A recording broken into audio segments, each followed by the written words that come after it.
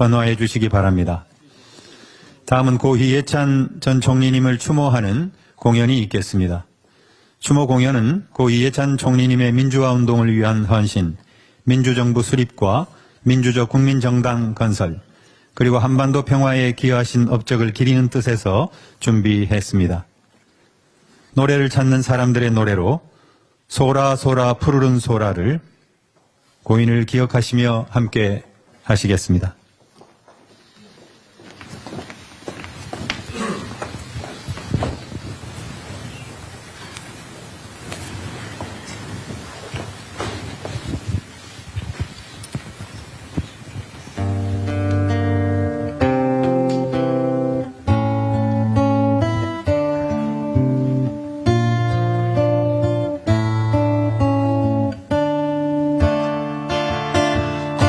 거센 바람이 불어와서 어머님의 눈물이 가슴 속에 사무쳐 우는 갈라진 이 세상에 민중의 넋이 주인 되는 참 세상 자유 위하여 시퍼렇게 숨을 들어도 강물 저가리라.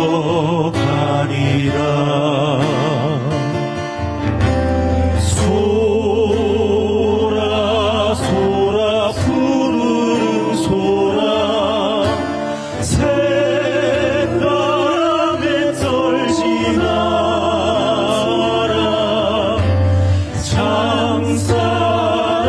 장사라에 내가 묶인 곳 살아서 만나리라. 소라 소라 푸른 소라 새바람에 떨지 마라.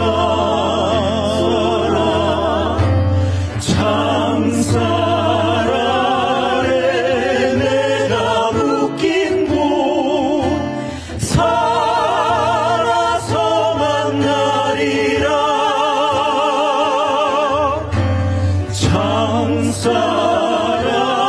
장사라에 내가 묶인 곳 살아서 만나리라.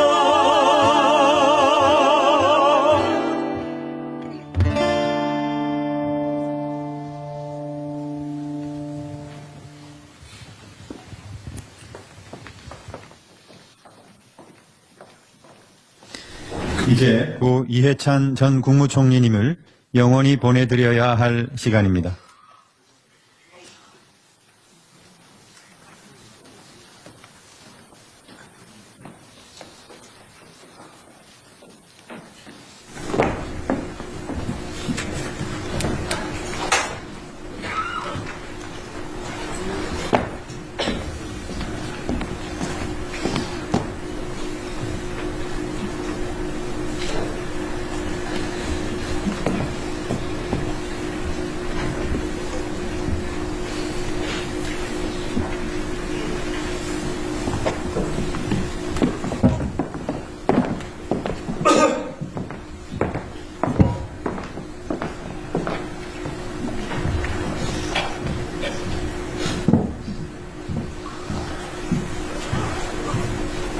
아쉬움은 말로 다 할 수 없고 그리움은 가슴에 사무칩니다.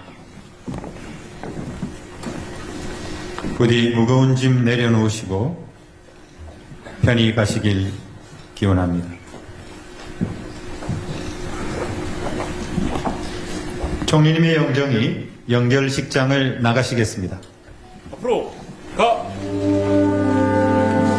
유족과 앞쪽에 계신 분들부터 순차적으로 따라 나가시겠습니다. 조객 여러분께서는 자리에서 일어나 총리님의 영정이 지나갈 때 목례로 애도를 표해 주시고 먼 길 떠나시는 고 이해찬 제36대 국무총리님의 마지막 길에 영원한 안식을 빌어주시기 바랍니다. 총리님의 영구를 환송하실 분들께서는 영정을 따라 로비로 나가 의원회관 정문에 대기 중인 영구차 방향으로 서서 환송해 주시기 바랍니다.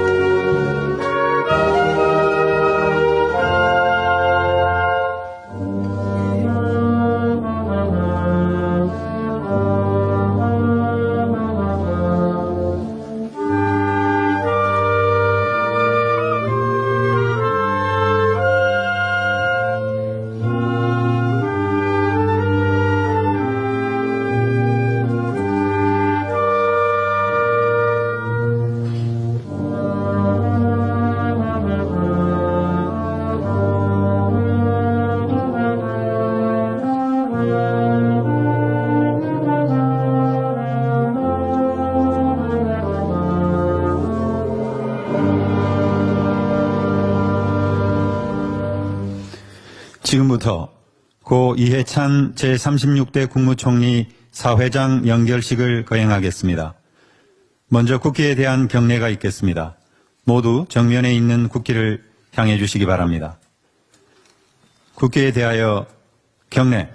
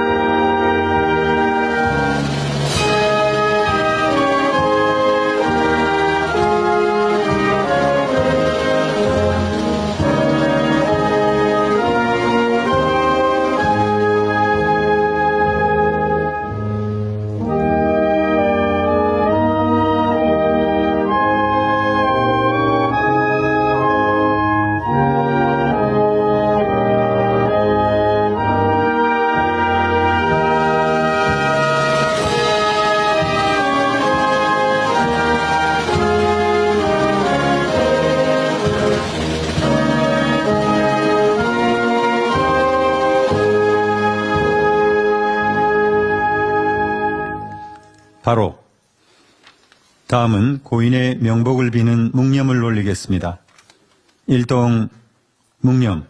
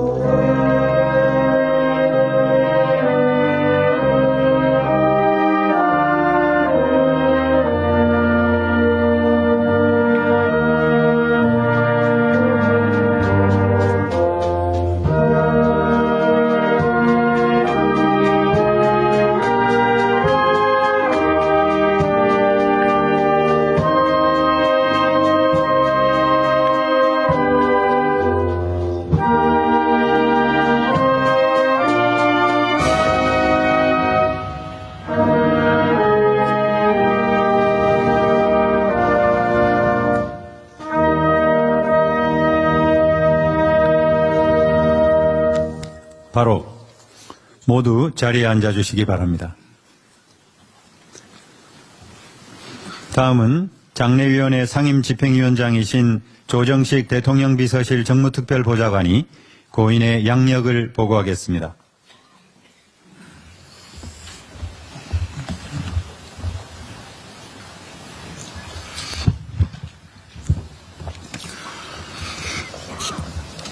고 이해찬 제36대 국무총리님의 양력을 보고드리겠습니다.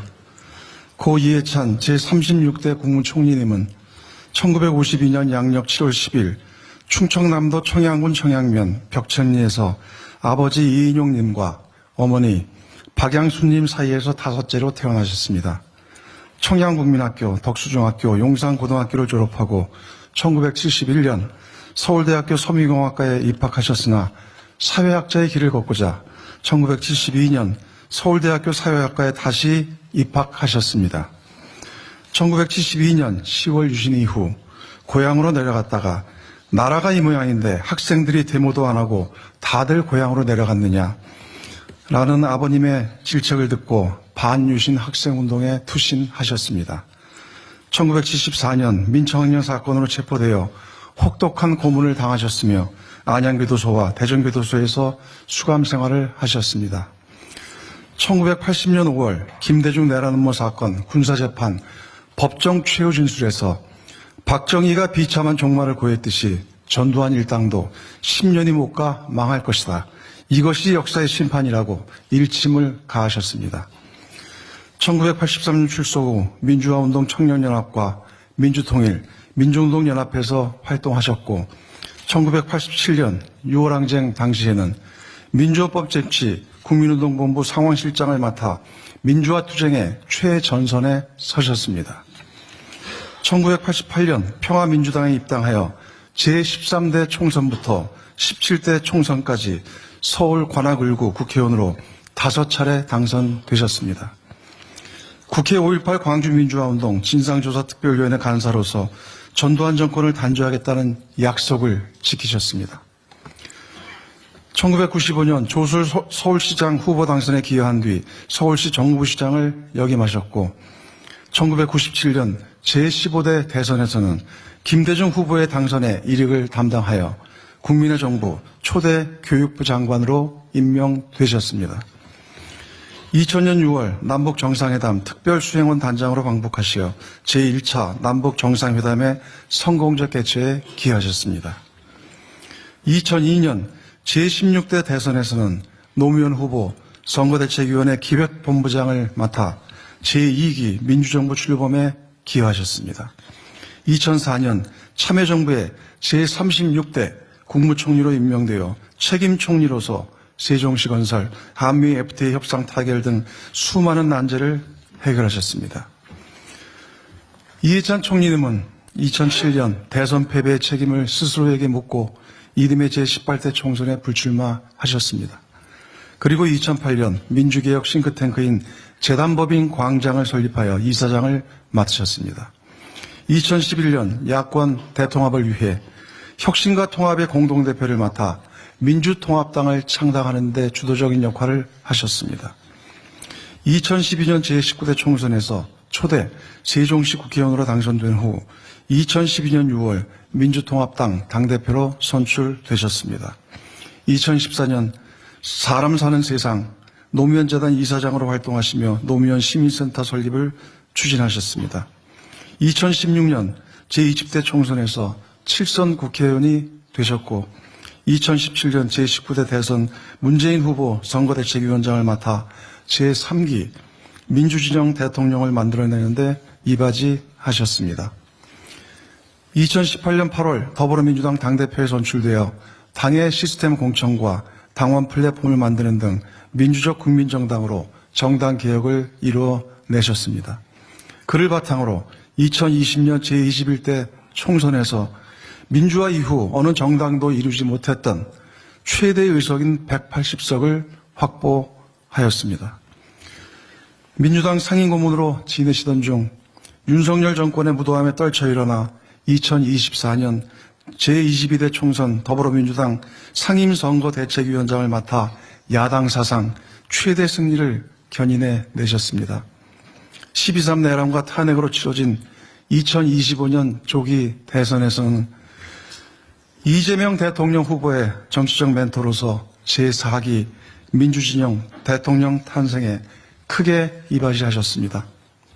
이재명 정부 출범 이후 한반도 평화체제 수립에 기여하고자 민주평화통일자문회의 수석 부의장으로 헌신하시던 중 1월 22일 민주평통 아태 지역회의 참석을 위해 베트남 출장길에 오르셨다가 독재 정권과의 투쟁에서 얻은 고문 후유증과 누적된 피로 등으로 건강이 급속히 악화되어 25일 베트남에서 영면하시고 27일 그토록 사랑하던 고국으로 돌아오셨습니다. 이해찬 총리님의 일생은 대한민국 민주주의 체제의 완성과 민주적 국민정당 건설에 바쳐진 삶이었습니다. 한평생 철저한 공인의 자세로 일관하시며 진실한 마음, 성실한 자세, 절실한 심정으로 책임을 다한 민주주의의 거목이자 한 시대를 대표하는 정치인으로 살다 떠나셨습니다. 대표적인 역조와 저서로는 사회학적 상상력과 이해찬 회고록, 꿈이 모여 역사가 되다 등이 있습니다. 수상 내역으로는 1996년 대한민국 황조 근정 훈장, 2003년 대한민국 청조 근정 훈장, 2026년 대한민국 국민훈장 무궁화장을 추서 받으셨습니다. 유족으로는 부인 김정옥 여사와 딸 현주 씨, 사위 유재영님과 손자 유동찬 군이 있습니다. 이상으로 제36대 국무총리 고 이해찬님의 양력 보고를 마치겠습니다.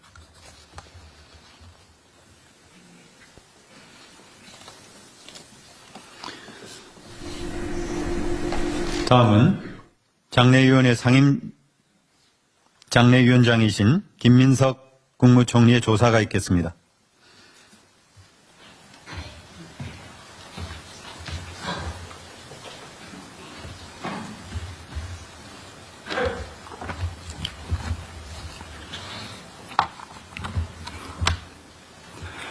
빚졌습니다.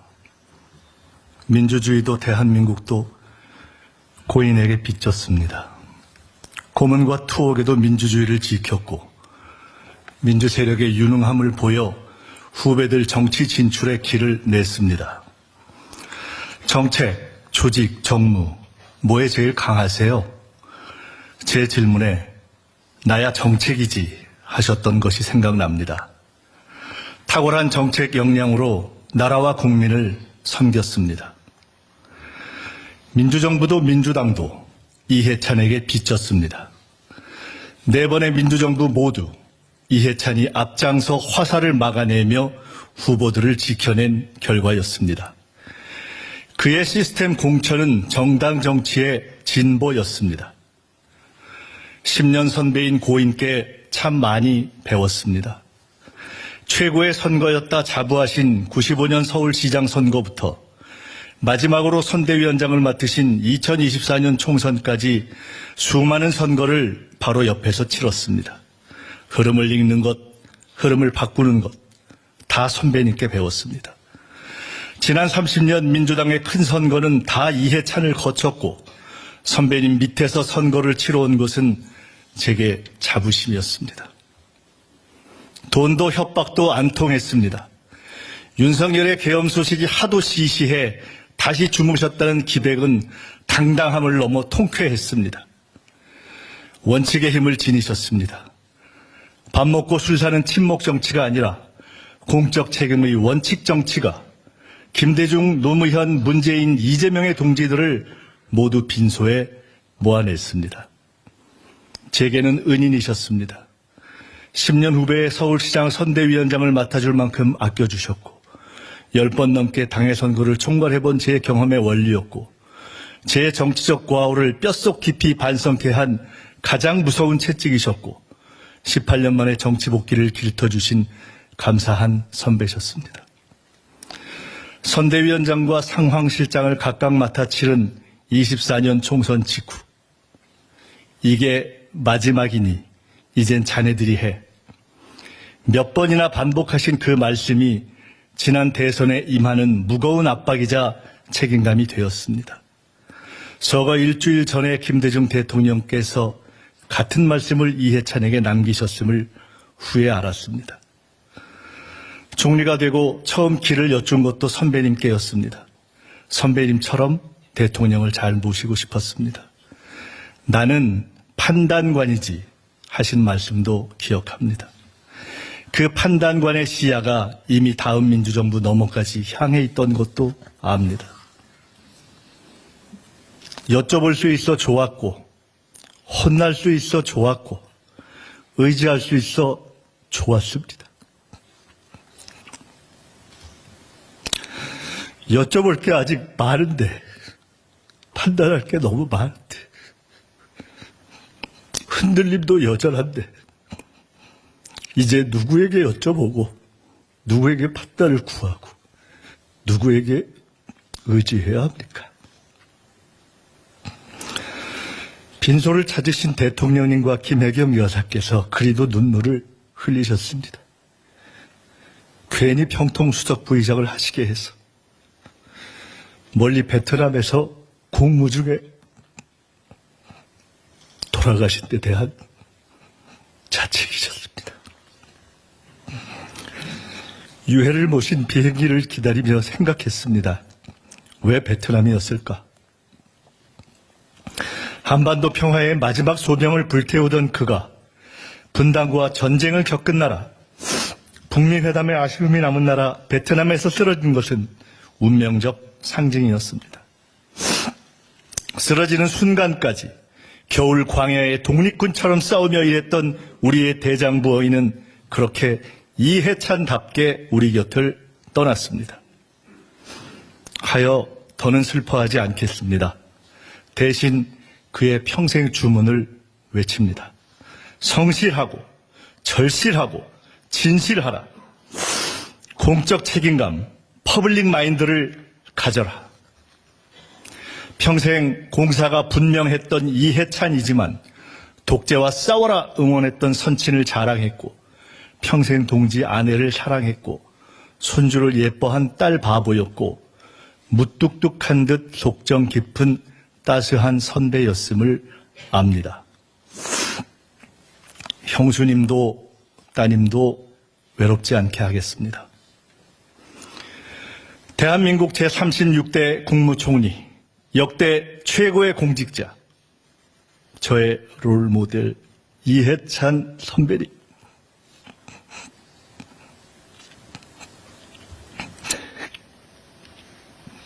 이제 일을 멈추시고 직접 설계하신 세종에서 편히 쉬십시오.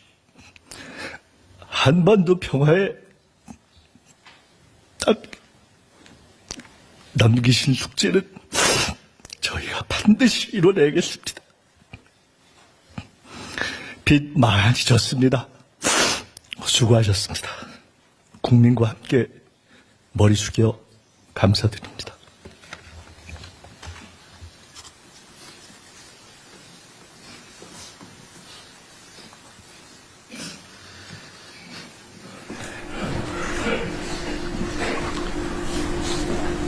다음은 장례위원회 상임고문이신 우원식 국회의장의 추도사가 있겠습니다.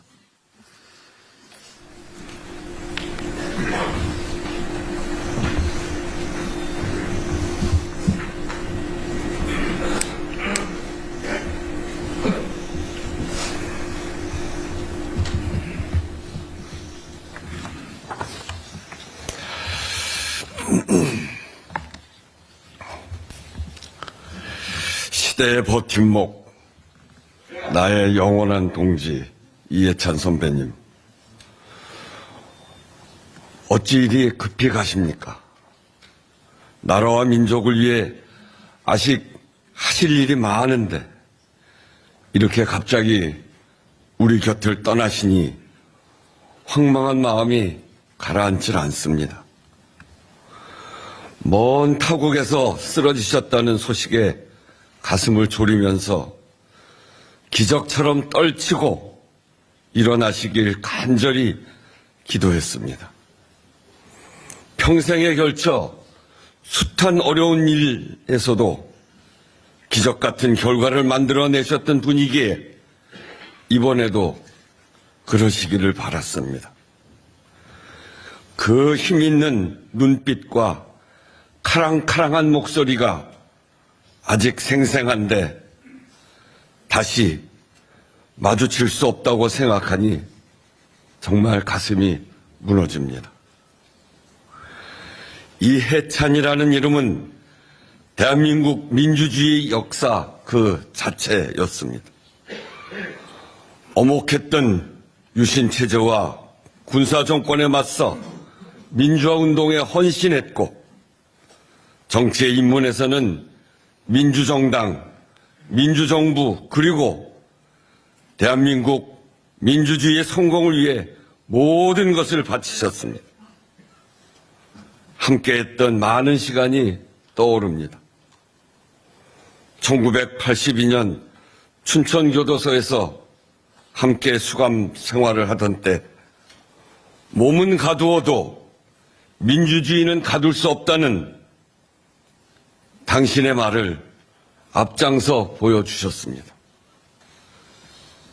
경찰에서건 재판장에서건 교도소에건 그 어떤 독재 권력 앞에서도 시퍼렇게 호령하시던 남다른 기계와 협상 능력으로 수감자 처우 개선에 앞장선 선배님과 함께 우리는 어려웠던 시기를 그렇게 통과할 수 있었습니다.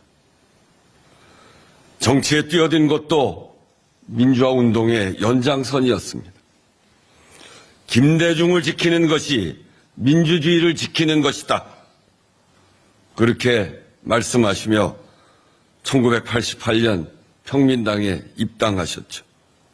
그때 저도 선배님을 따라 평민당으로 함께 입당한 제야 입당 동지였습니다. 제야 민주화 운동을 하던 선후배로부터 배신자 소리까지 들어가며 민족민주운동 세력의 정치 세력화, 그것을 통해 민주적 국민정당 그리고 민주적 정권 교체를 자랑스러운 우리의 목표로 세웠습니다.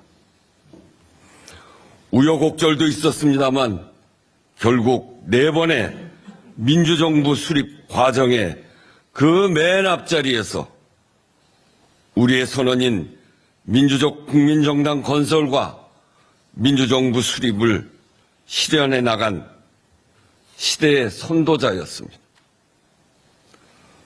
처음 들어왔을 때의 일이지만 광주 청문회에서 전두환의 증인 출석을 요구하며 거침없이 신군부의 만행을 파헤친 초선 의원 이해찬이 얼마나 자랑스럽고 든든했는지 모릅니다. 2004년 참여정부 초대 국무총리로서 국가균형발전 정책을 선두에서 이끄셨고 세종시가 국가균형발전 전략의 상징 도시로 굳건하게 자리매김하는데 결정적인 역할을 하셨습니다. 법안을 처음 발의하며 열정적으로 추진하셨던 국회 세종의사당이 그 청사진이 그것도 기후위기에 대응하는 세계 첫 번째 국회의사당의 모습으로 몇 달 후면 나오게 될 텐데 보질 못하고 가신 것이 너무나 아쉽습니다.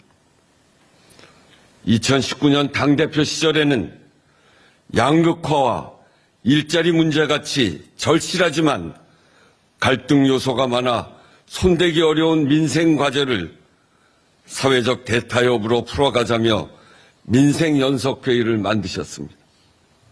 그리고 직접 의장을 맡으셨습니다. 민생을 정치와 정당의 중심에 놓는 일이었습니다. 현장의 목소리도 함께 듣고 정당 차원에서 민생개혁 입법이 체계적으로 추진되도록 독려하고 역량을 모으던 그 노력이 민주주의 너머의 민주주의를 개척하는 자산이 되었습니다. 선배님은 그렇게 한평생을 이 시대 그 자리에서 가장 절실한 과제와 정면으로 마주하며 자신을 던지셨습니다. 그렇게 역사를 한 걸음 한 걸음 전진시키고 말았습니다. 그래서 선배님은 늘 불의 앞에 준엄했고 시대의 변화에 치열했고 국민 앞에서는 따뜻했습니다. 언제나 공적인 일에는 몸 살피지 않고 앞장서며 선공후사를 실천하시던 일생에서 우리는 공직자의 소명의식, 책임감이 무엇인지 깊이 깨달았습니다. 사람들은 흔히 당신을 선거의 달인 전략가라고 부릅니다.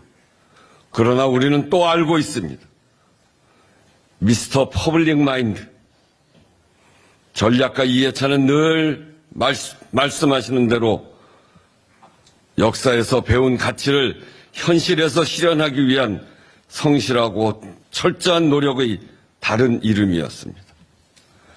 민주화운동 시절에서부터 38년간의 정당 활동까지 짧지 않은 세월 동안 우리는 때로 치열하게 토론하고 때로 서로의 어깨를 보듬으며 민생과 민주주의의 한길을 걸어왔습니다. 이해찬의 정치는 관념이 아니라 현장이었고 구호가 아니라 실천이었습니다. 그 길을 함께 할 수 있어 영광이었습니다. 평화 통일의 기반을 닦기 위해 소명을 다하시다가 떠나가신 것이 마지막까지 참으로 이해찬다운 길이라고는 하지만 그래도 비통합니다. 약한 사람들에게 가장 강력한 무기가 되는 정치, 국민의 삶으로 입증되는 민주주의, 국가균형 발전과 민생개혁, 한반도 평화, 그리고 민주정부의 성공, 남겨진 과제들은 저희가 함께 이어가겠습니다. 무거웠던 짐 내려놓으시고 이제 편히 쉬십시오. 깊은 추모의 마음을 담아 유족들께도 진심으로 위로의 마음을 드립니다.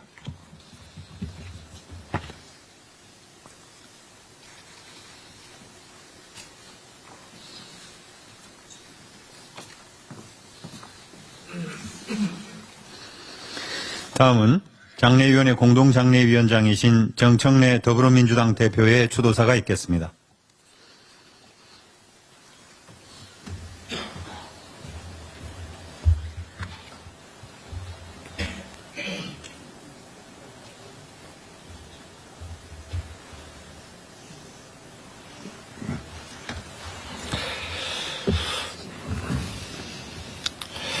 애통하고 또 애통합니다.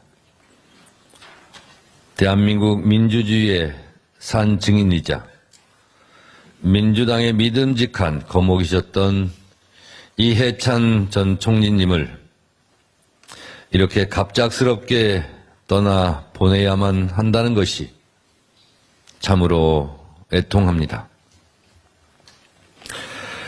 민주평통 출장을 마치고 귀국하시면 따뜻한 식사 한 끼 대접해 드리려 일정을 잡았는데 1월 29일 목요일 저녁 6시 이해찬 전 총리 그 일정을 제가 아직도 지우지 못하고 있습니다. 끝내 이루지 못한 약속이 되어 가슴이 미어집니다.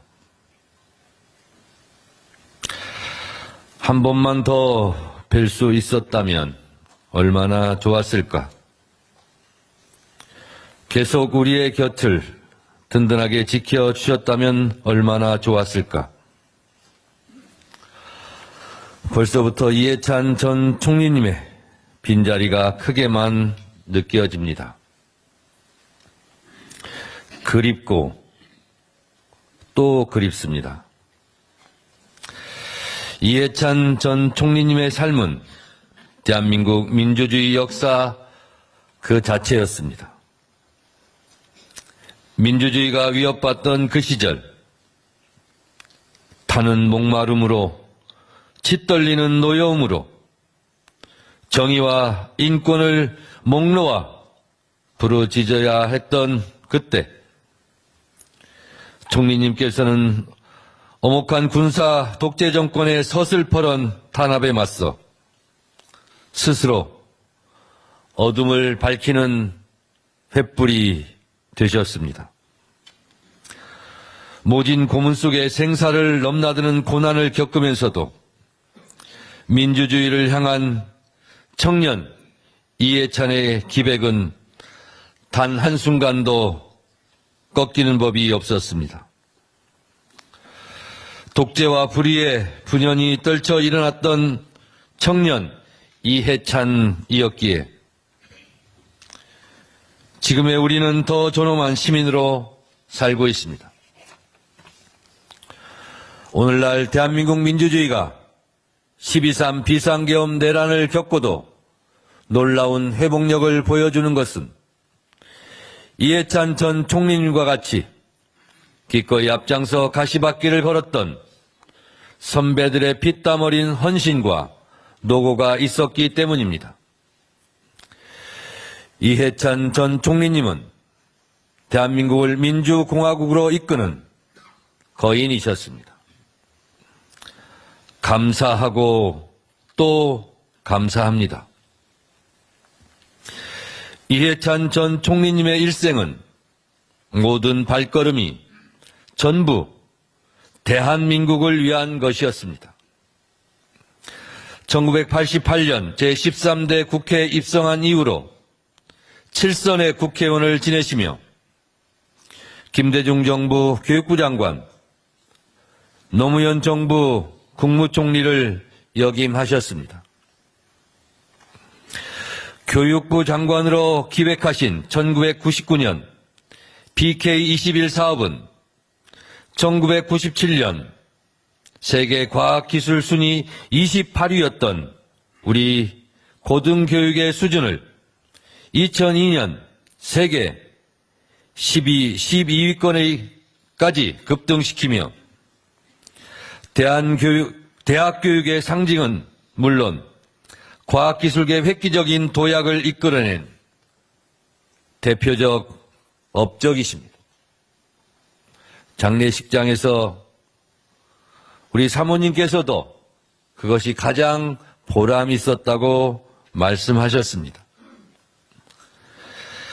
책임 총리라는 말이 그 누구보다 잘 어울렸던 이해찬 총리님은 원칙과 소신을 바탕으로 민생 안정과 개혁 완수를 동시에 이룬 탁월한 지도자이셨습니다. 세종시를 행정중심 복합도시로 키워 지역 균형 발전의 일대 전기를 일궈낸 선구자하셨습니다. 영원한 현역 이해찬 전 총리님, 존경하고 또 존경합니다. 이해찬 전 총리님은 더불어민주당의 정신적 지주셨습니다. 김대중, 노무현, 문재인, 이재명 대통령과 함께 4번의 민주정부를 탄생시킬 수 있었던 것은 당의 탁월한 나침판으로서 당을 올바른 길로 지도해 주신 이해찬 총리님 덕분입니다. 문재인 정부 시절에는 더불어민주당 당대표를 맡아 제21대 총선을 대승으로 이끄셨습니다. 이재명 정부에서는 민주평통수석 부의장으로 한반도 평화를 위해 헌신하시다 공무 중 순직하셨습니다. 당내 최고의 전략가로서 당의 위기 때마다 구원투수로, 당의 큰 선거 때마다 승리투수로 나서 주셨습니다. 더불어민주당이 공정과 예측을 기반으로 하는 시스템 정당, 국민과 상시 소통하는 플랫폼 정당으로 거듭날 수 있었던 것도 모두 이해찬 전 총리님의 해안과 통찰력 덕분이었습니다.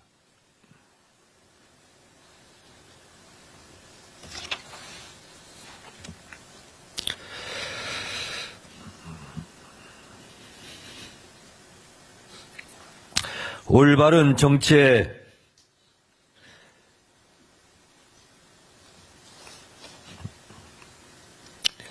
조상이셨던 이해찬 전 총리님과 동시대에 함께했다는 것이 자랑스럽습니다. 참 엄하시지만 따뜻했던 분, 민주당의 거목 이해찬 전 총리님을 오래오래 기억하겠습니다. 함께해서 영광이고 또 영광이었습니다. 진실, 성실, 절실하라고 강조하셨던 이해찬 전 총리님의 말씀을 기억하며 민주주의와 한반도 평화, 지역 균형 발전을 향한 이해찬 정신을 계승하겠습니다. 민주주의를 향한 뜨거운 열정, 한반도 평화를 향한 확고한 철학, 지역 균형 발전을 향한 굳은 신념을 민주당의 DNA로 아로새겨서 다 함께 매진하겠습니다. 이제 그곳에서 김대중 대통령님도 만나시고 노무현 대통령님도 만나시겠지요. 아마도 활짝 웃으시며 그동안 참 수고 많았다고 두 팔 벌려 반겨주실 것입니다. 이제 무거운 짐은 내려놓으시고 편안히 영면하시며 뒤따르는 후배들의 모습을 지켜봐 주십시오. 부끄럽지 않도록 저희가 더 잘하겠습니다. 언제나 이해찬 전 총리님의 뜻을 기억하고 또 기억하겠습니다. 부디 편히 쉬십시오.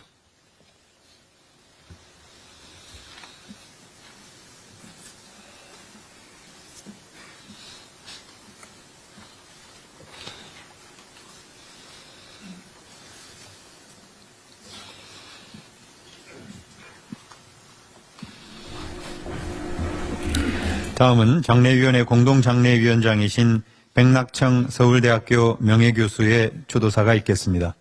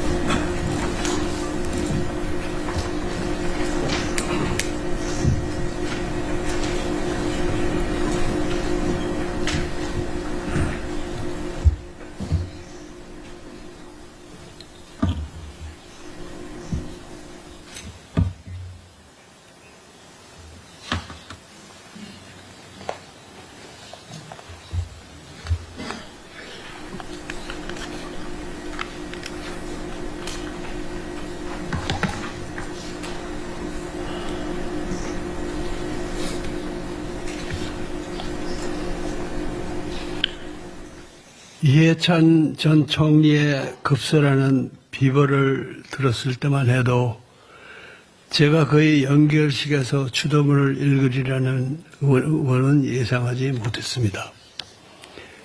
유족들의 뜻을 받들어 시민사회를 대표하는 상임공동장례위원장을 맡은 것이 개인적인 영예이긴 합니다만 국가적 행사가 아니라면 저로서는 마땅히 피했어야 할 심한 파격이기도 합니다.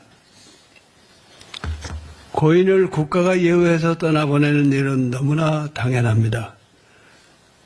단순히 국무총리직을 맡았었다는 사실뿐 아니라 노무현 대통령께서 책임 총리의 보좌가 필요하다고 판단하여 그에게 큰 권한을 과감히 위임했을 때 일관된 공심과 청렴성에다 탁월한 실행력과 판단력을 더해 그 무거운 짐을 거뜬히 감당했습니다.